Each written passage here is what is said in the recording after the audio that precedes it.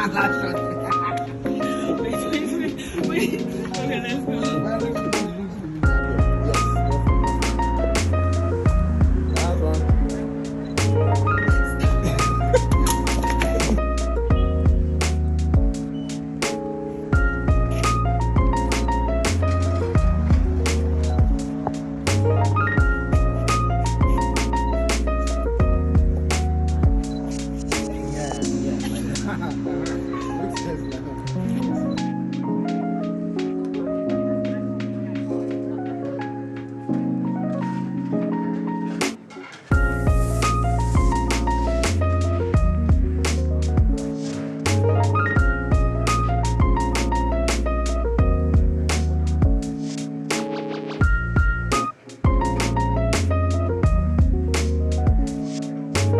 What's up guys, Ben Bond here and welcome to my editing bench. As usual, I wasn't able to get a lot of behind the scenes during this shoot, so I just want to take you guys through how I achieved the lighting on location and then the gear I used. So as you can see, this was a location shoot I did with a model.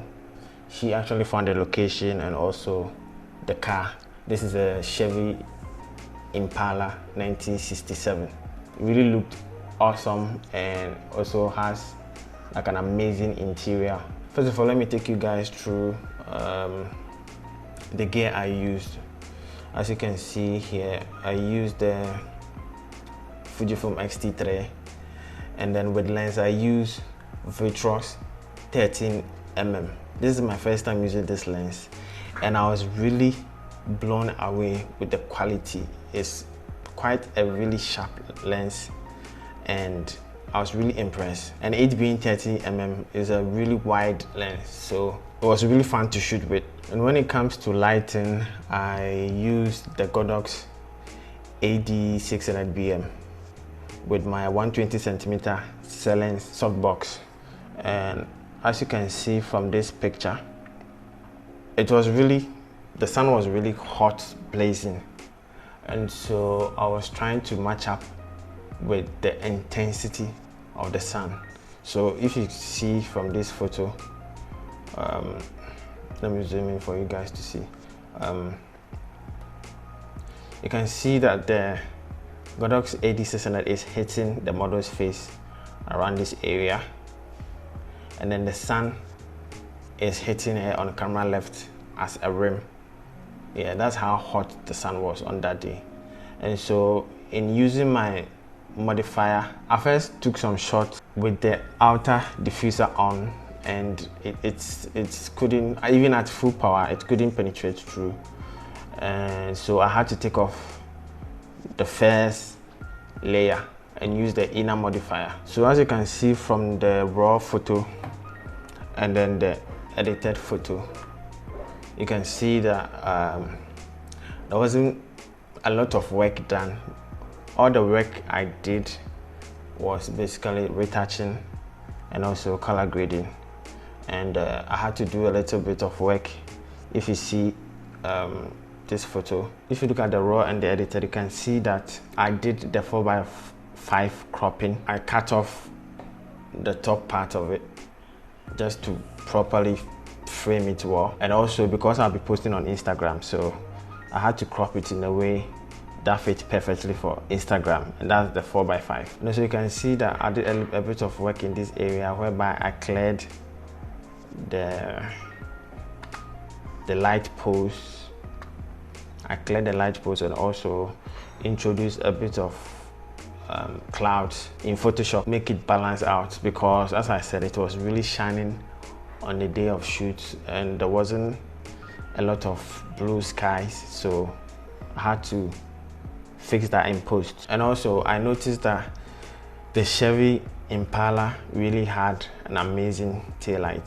I don't know whether it's taillight or basically the back looked really interesting compared to the front, so I decided to position the model and pose her in front of this taillight, which with the help of the 13mm, the distortion, you can creatively distort it to make it really more interesting. And also the other trick was that I stood on a step ladder to go up a little bit above the model's eye level, just to make it more interesting compared to if I shot it like straight head on. It looked more interesting standing on the step ladder and looking down a bit on the model. So after shooting the model on the outside of the car, I decided to do a bit of interior. As I said, the sun was really blazing on that day, so the lighting inside the car wasn't that great. So, and my softbox was also really huge that I couldn't take it inside the car, so I positioned it outside and blasted it into the car, which did the trick by filling in the shadows in the model's face and also hitting her on camera right. Once again, using the 13mm made it more interesting because it's super wide, and the distortions it gives when you position yourself for is able to give a really interesting view. So this is the raw, or the before and after. And so, as I said, I always try to crop my photos with the Instagram crop. That's the 4x5. So I did the same with this way. So even when I'm shooting, I leave space enough so that when I'm cropping, it wouldn't cut out any important part of the photo. Now the main difference between these two photos is that with this photo on the right, I shot it with a closed up aperture, like deep focus. So if you can see, I shot this photo 7.1, and when it comes to this photo on the left, I shot it at f1.6, and this is because the 13mm is an f1.4 lens. So I just wanted to try the difference, and like with the f1.6, it meant that I had to shoot at high-speed sync, you know, in order to get a perfectly balanced, well-lit photo. I have to use my shutter to control the light entering the camera. But when it comes to this photo, which was shot at f2.1 at a shutter speed of 1/200 of a second, I control the light entering the camera with the aperture, and also this causes most of the stuff in the photo to be sharp compared to shooting at f1.6, where like stuff in the background are blurred.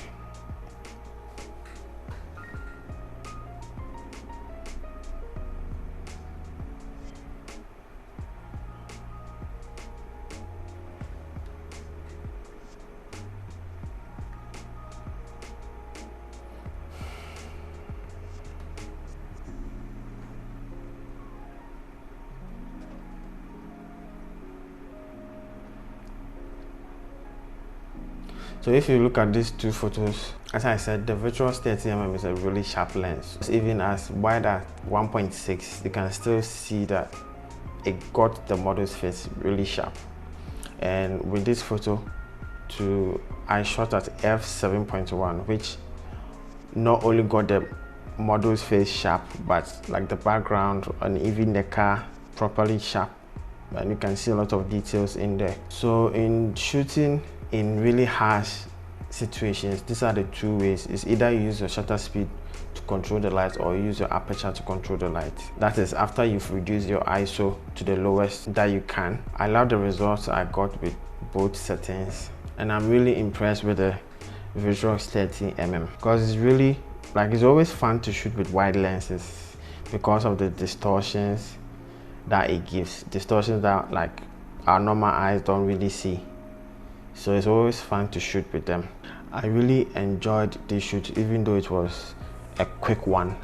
We did only one outfit, and it was also fun shooting with the Viltrox 13mm. Yeah, I'm really looking forward to do more photo shoots with this lens for you guys to see. Thank you guys.